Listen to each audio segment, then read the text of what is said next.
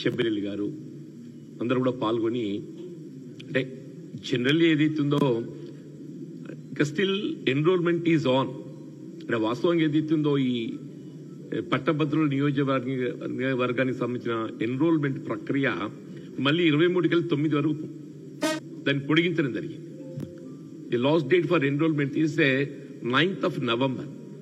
ఇది జరిగిన తదుపరి ఏదైతే ఫైనల్ నోటిఫికేషన్ తదుపరి we make it election schedule and notification at later stage. 9th December last date 23rd November నుండి 9th December వరకు ఉన్నది. లాస్ట్ టైం ఏదైతుందో అప్పుడు శాసనసభ ఎన్నికల తదుపరి ఇది ఇమీడియట్ గా రావడం జరిగింది, పార్లమెంట్ ఎన్నికల కన్నా ముందు. అప్పుడు ఏదైతుందో మిత్రులు షబ్బీర్ అలీ గారు కానీ మిత్రులందరూ కూడా ఆ ఎన్నికల్లో నేను అభ్యర్థిగా ఉంటే బాగుంటుంది అనేటువంటి ఒక అభిప్రాయాన్ని వ్యక్తం చేయటం, నాకున్నటువంటి ఒక ప్రజా సంబంధాలే కానీ out of my seniority with the party and with the people నేను ఐ ప్రిఫర్ టు కంటెస్ట్. అప్పుడు ఏదైతుందో కాంగ్రెస్ పార్టీ ప్రతిపక్షంలో ఉండడంతో ఇవాళ అధికారంలో ఉన్నటువంటి ఒక టీఆర్ఎస్ పార్టీకి ఒక ప్రత్యామ్నాయంగా ప్రజల పక్షాన పట్టభద్రుల పక్షాన నిలబడి పోరాటం చేసేటువంటి ఒక అభ్యర్థి శాసన మండలి సభ్యుడు కావాలనే ఒక భావనతోని ఒక ప్రశ్నించే గొంతుకగా నాకు అవకాశం కల్పించింది. ఆ అవకాశాన్ని for last 5 years in the council. ఇప్పుడు షబ్బీర్ అలీ గారి టర్మ్ అయిపోయిన తదుపరి ఏదైతుందో మరి నేను శాసన మండలిలో ప్రవేశించటం ఫర్ లాస్ట్ 5 years ఏదైతుందో ఇలా ప్రభుత్వాన్ని యొక్క వైఫల్యాలను ఎత్తి చూపడంలో కానీ కాంగ్రెస్ పార్టీ యొక్క విధానాలను ప్రజలకు తీసుకుపోవటానికి మరి కృషి చేయడం జరిగింది. ఇదంతా మేము తెలిసిందే. మొన్నటి ఎన్నికల్లో 23 ఎన్నికలు ఏదైతే కాంగ్రెస్ పార్టీ ప్రభుత్వం అధికారం రావటం ఈ కొలది సమయం అంటే almost only in this 10-11 months లోపల ఏదైతుందో ప్రభుత్వం చేపట్టిన పాజిటివ్ ప్రోగ్రామ్స్ ఇవన్నీ ప్రజలకు తీసుకెళ్లటం లోపల ఏదైతే కృతకృత్యులు అవుతున్నామో ఈ శాసన మండలి ఎన్నికల్లో దాన్ని ప్రొజెక్ట్ చేస్తూ అంటే శాసన మండలి ఎన్నిక పట్టభద్రులకు సంబంధించి కాబట్టి mostly government employees and teachers and unemployed youth ఇందులో ఓటర్స్ ఇన్వాల్వ్ అయి ఉంటారు కాబట్టి అంటే మనకి 10 మాసాల కాలంలో మన రాష్ట్రంలో కాంగ్రెస్ ప్రభుత్వం ఏర్పడటంతోనే రేవంత్ రెడ్డి గారు ముఖ్యమంత్రిగా బాధ్యతలు చేపట్టిన తదుపరి 53,000 అంటే it's about 50,000 to 60,000 employment is recruited. ఈ 10 మాసాల కాలంలో దాదాపు 50,000 నుండి 60,000 వరకు ఏదైతుందో ఎంప్లాయ్మెంట్ రిక్రూట్మెంట్ చేయడం జరిగింది. Never in the history. గతంలో ఏదైతుందో టీఆర్ఎస్ ప్రభుత్వం 10 సంవత్సరాల అధికారంలో ఉన్నా కానీ వాళ్ళ మొత్తం రిక్రూట్మెంట్ ఏదైతుందో ఈ 50,000-60,000 దాటలేదు. కానీ కాంగ్రెస్ పార్టీ ఏదైతున్నదో only in this 10 months this government got recruited 50,000 to 60,000 employment అని చెప్పంటారు.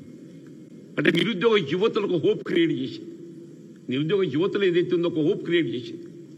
ఎన్నికల వాగ్దానం అనేది కాకుండా ఏదైతుందో వీళ్ళ ప్రాక్టికల్ కూడా ఏదైతుందో నిరుద్యోగ యువతకు అండగా నిలబడే విధంగా ప్రభుత్వ రిక్రూట్మెంట్ ఒకవైపు దాంతో పాటుగా ప్రైవేట్ సెక్టర్లో కూడా ఎంప్లాయ్మెంట్ కలిగింపచేయడానికి ఇలా విద్యకు సంబంధించే కానీ విద్య నాణ్యత ప్రమాణాలు పెంపొందింపచేయడానికి కానీ skill university ATC ITI upgradation కానీ ఇవన్నీ కూడా ఏదైతుందో గవర్నమెంట్ ప్రోగ్రామ్స్ అన్ని ప్రజల్లో పాజిటివ్ సంకేతాలు ఇస్తున్నాయి.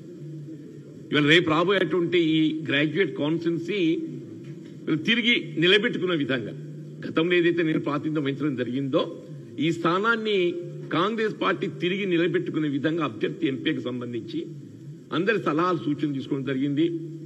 వాళ్ళ అభ్యర్థి ఎంపిక అనేది కూడా ఏదైతుందో సాధ్యమైతే తొందరలో నేను couple of days or maximum in week ఇవాళ పిసిసి ప్రెసిడెంట్ గారు అందరి అభిప్రాయాలు సేకరించి ఏఐసిసికి నివేదించి అభ్యర్థిత్వం కూడా మరి నిర్ణయం తీసుకుని ప్రకటన చేయడం జరుగుతుంది. And we are confident this election ఇది ఏదైతుందో పిసిసి ప్రెసిడెంట్ మహేష్ కుమార్ గౌడ్ గారు బాధ్యత చేపట్టిన తదుపరి ముఖ్యంగా పట్టభద్రులకు సంబంధించిన నియోజకవర్గం శాసన మండలి కాబట్టి గతంలో కాంగ్రెస్ పార్టీ ప్రాతినిధ్యం వహించింది కాబట్టి దీన్ని నిలబెట్టుకోవడం ఏదైతుందో కాంగ్రెస్ పార్టీకి అత్యంత ప్రాధాన్యత సంతరించుకుందని చెప్పంటారు. అది నిలబెట్టుకోవడానికి కొరకు అందరం కూడా సమిష్టిగా కృషి చేయడం జరుగుతుంది. దానికి సంబంధించి వల్ల ఈ సమావేశం నిర్వహించుకోవడం జరిగింది. అందరూ కూడా సలహా సూచన ఇవ్వడం జరిగింది.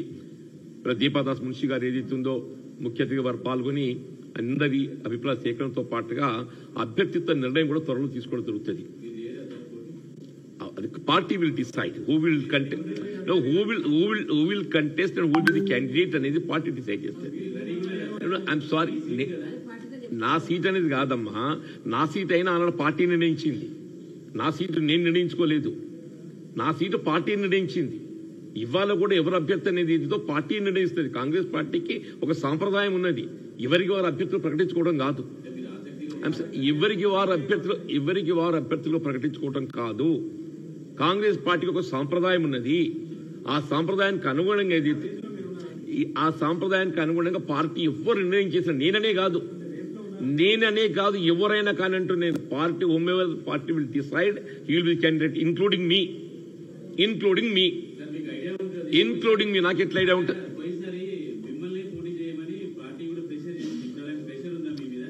పార్టీ ఈస్ టేకింగ్ వ్యూస్, నాతో కూడా మాట్లాడి సంప్రదించింది. డెఫినెట్లీ పార్టీ ఏదైతుందో